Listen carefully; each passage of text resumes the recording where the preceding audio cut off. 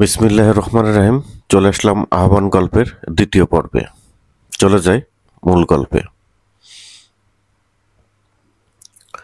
অনেকদিন পর গ্রামে এসে শহরের সেই স্কুল মাস্টারের অনেক ভালো লাগছিল।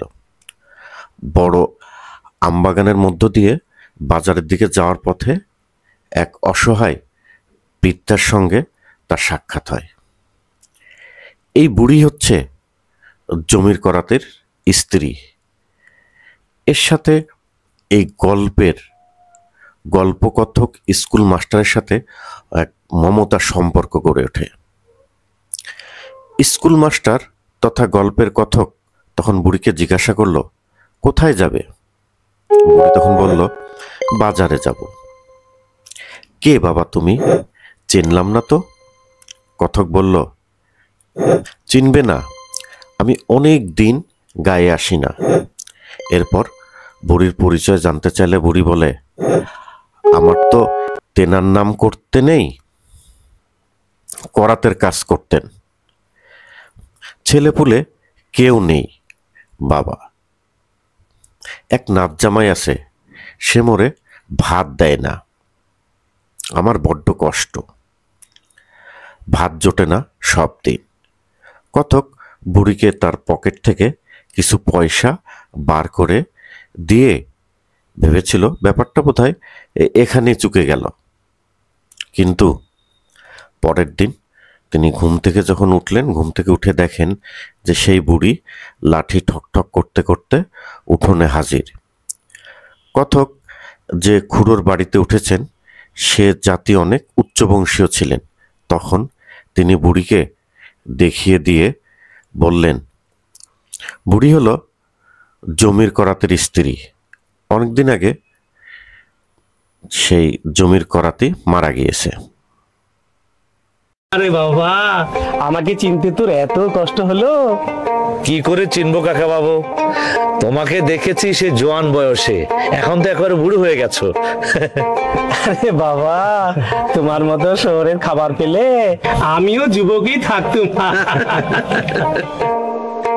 না, আমিও মনে মনে সেটা ভাবছি।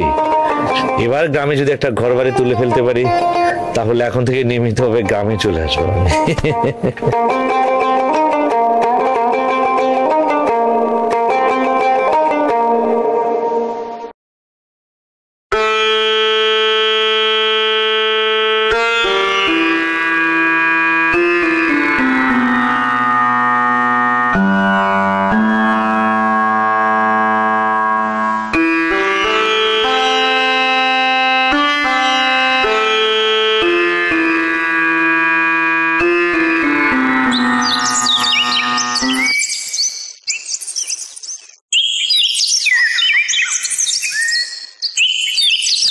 এই বৃদ্ধা, কত মায়াবী চেহারা, নারী রূপের এক অপূর্ব পরিণতি, যেন ভারতচন্দ্র বর্ণিত জরতি বেশিনী অন্নপূর্ণা।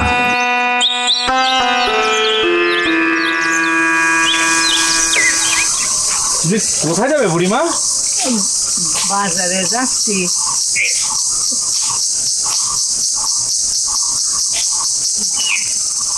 তোমারে চিনতে পারলাম না তো। হ্যাঁ, আমাকে তুমি চিনবে না বুড়িমা, আমি এই গায়েরই ছেলে। অনেকদিন এই গায়ে আমি আসিনি। আসলে আমি ওই এপাড়া ওপাড়া যেতাম আসতাম না তো। তিনি বেঁচে থাকতে অভাব ছিল না তো কিছু। গোলা পোড়া ধান, গোয়াল পোড়া গরু। তোমাকে তোমার চিনলাম না। আমার তো কিনার নাম করছি নেই, করাতে কাজ করতেন। ওই মোরা মুসলমান, ওই পাড়ায় আমার বাড়ি। ও, তোমার ছেলে নেই? না রে বাবা, আমার কেউ নেই। থাকার মধ্যে একটা নাচ জামাই আছে, সেও মনে ভালো মতো দেখে না। ওই নাতিনটা ছোট রেখে আমার মেয়েটা মরে গেছে। কতদিন ভাতও ঠিক মতো জোটে না রে বাবা। এই একটু বাজারে যাচ্ছি, এই 3 পয়সা এই লবণ আর একটুখানি তেল যদি পাই কিনে আনবো। এই 2 কটা চাল পেয়েছি, ও কোনো মতো দেখি।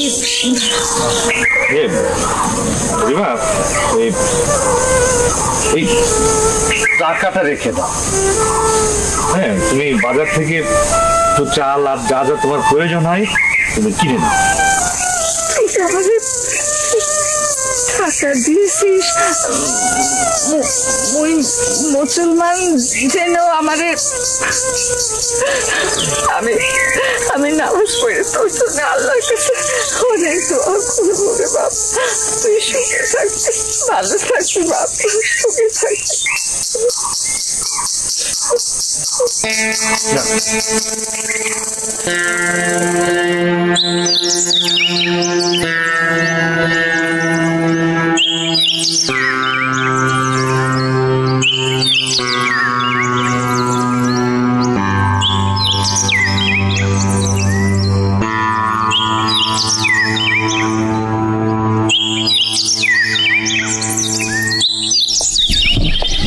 গোপাল, গোপাল, ঘুম থেকে উঠেছো? ও খুড়োমশাই, ভাবলাম শহরের মানুষ সকালে ঘুম থেকে ওঠার অভ্যাস কিনা। না খুড়োমশাই, আমি সকাল 9টায় ঘুম থেকে উঠি, রোজ সকাল অফিসে যেতে হয়। ওই বুড়ি ভোর থেকে এসে তোমার জন্য বসে আছে। ও ওই সে বুড়ি, আরে আম বাগানের পথে তো দেখা হয়েছিল, আমি কয়টা পয়সা দিয়ে এলাম।